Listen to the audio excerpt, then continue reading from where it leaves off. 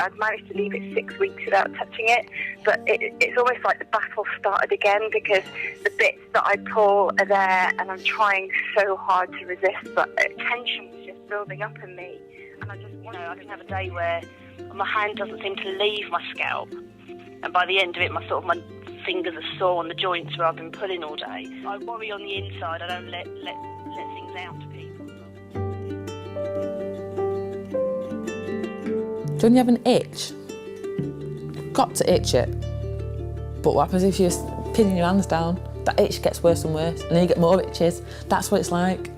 You feel like you're a freak when you're doing this. I mean, I felt for ages I was the only person that ever did this. It's almost like gardening your hair. You know, you're looking for things that are sticking up and trying to make it all regular and neat. It is embarrassing. I suppose I feel sort of stupid and weak. I get worried. Probably makes it worse, because then I start a whole circle of pulling my hair out again. So I need to stop before I can't hide it anymore. I've got Trichotillomania, otherwise known as TTM or Tricho. That means I pull my own hair out.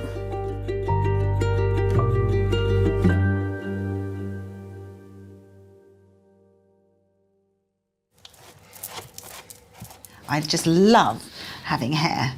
It's probably the top thing in my life. And the next thing, obviously, is my family and friends. And then the next thing is my car. Those are the things that make me really happy.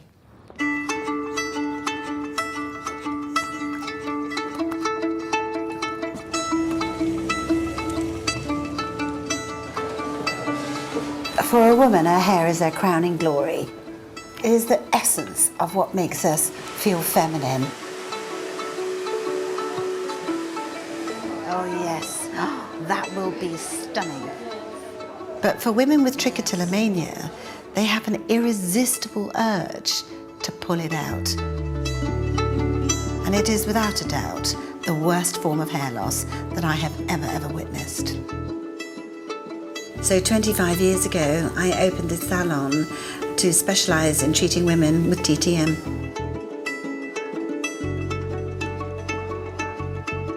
There's masses of shame attached and masses of isolation. Very often they might have gone 10, 20, 30 years never telling a soul about this. That is very, very damaging and very sad. If I say to somebody I've got trichotillomania, they go, oh God, that sounds bad. What is it? I say to them, I pull my hair out. Well, what do you do that for? It is a condition that's serious, that absolutely destroys you. The worst bit out of it all is this bit. That's where I originally started pulling from in the first place. I know, Baba, Mummy's sorry. This is the most frustrating bit. I ended up doing it 6, 7 times, and it just... I'm still trying to do it an hour later, 2 hours later. I'm still trying to get my hair in place. This is the bits that make me feel bad. He's pulling at me, he obviously wants cuddles and attention. And I'm trying to get my hair done so we can actually go out and do something. OK, Mummy's coming now. I'm coming now, Baba.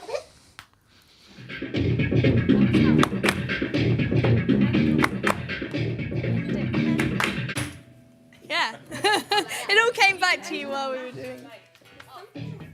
I always find a way of disguising it.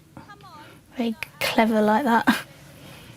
And even in the house, when I'm on my own, I won't wear it loose, because it's as if eyes are watching me, even though they're not. The way I clip it in is just using Kirby grips. It's always quite hard when I go through airport security, because I have to take my Kirby grips out because they beep. So then, this is my hair. It's never nice, this bit, but it's looked a lot worse, so I'm kind of okay looking at it.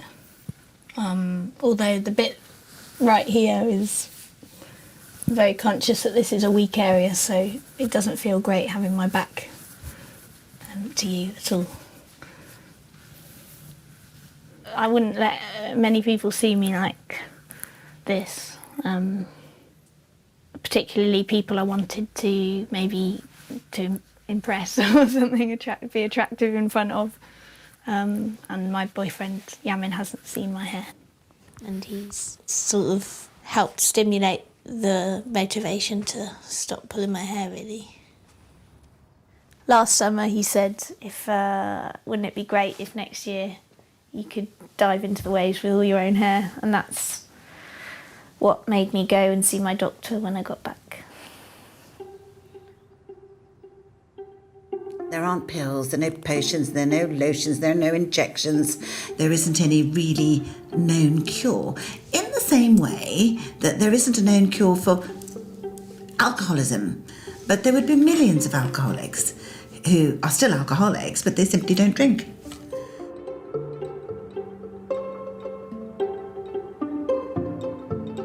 I don't notice when I pull out my hair.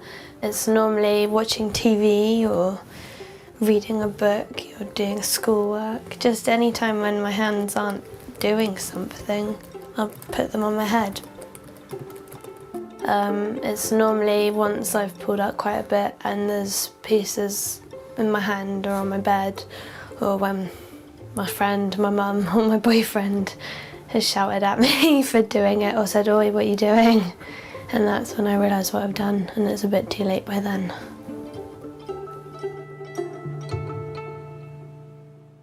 The first time, I think she was about 10.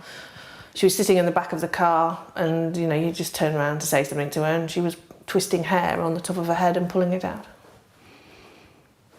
But then you think, well, that's just a one-off or a habit, and you don't really see the significance in there until it becomes very obvious when there's a bald patch there.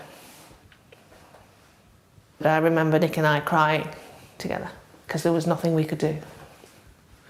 Because in a way, I suppose you think, what did you do that caused her to do it? Or was there something, in her upbringing? They probably want to help me, and they do try and they say don't do it, but it's the bit between not doing it and someone telling you. They just want me to stop and I want to stop, but there's something there that's still going at the moment. Trying to understand why. I think that's the hardest thing. Yes, because I still don't understand. I know she does it, but I don't know why.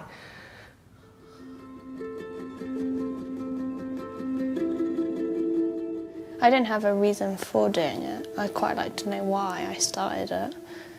But if someone could tell me, that'd be a bit better than everyone asking me all the time.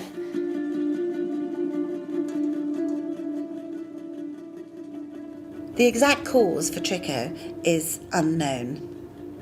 Many have no idea where it came from. Others can pinpoint a traumatic event which they believe triggered it. I feel I know the root cause to it.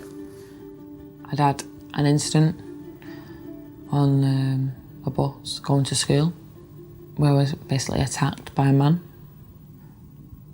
He put his hands up my top, putting his hands down my skirt and doing things, and I remember I wanted to scream and run off and get the attention of the people across the road. There was nothing I could do. I was just stood there, stuck. This man was, I'd say, about 6'3". Couldn't do anything. I was an 11-year-old girl, what can I do? I was trying to wash it off, trying to wash the thoughts and the feelings off, trying to get it off me. And I thought, for whatever reason, shaving every bit of hair or pulling every bit of hair on my body off would do that. And it didn't work.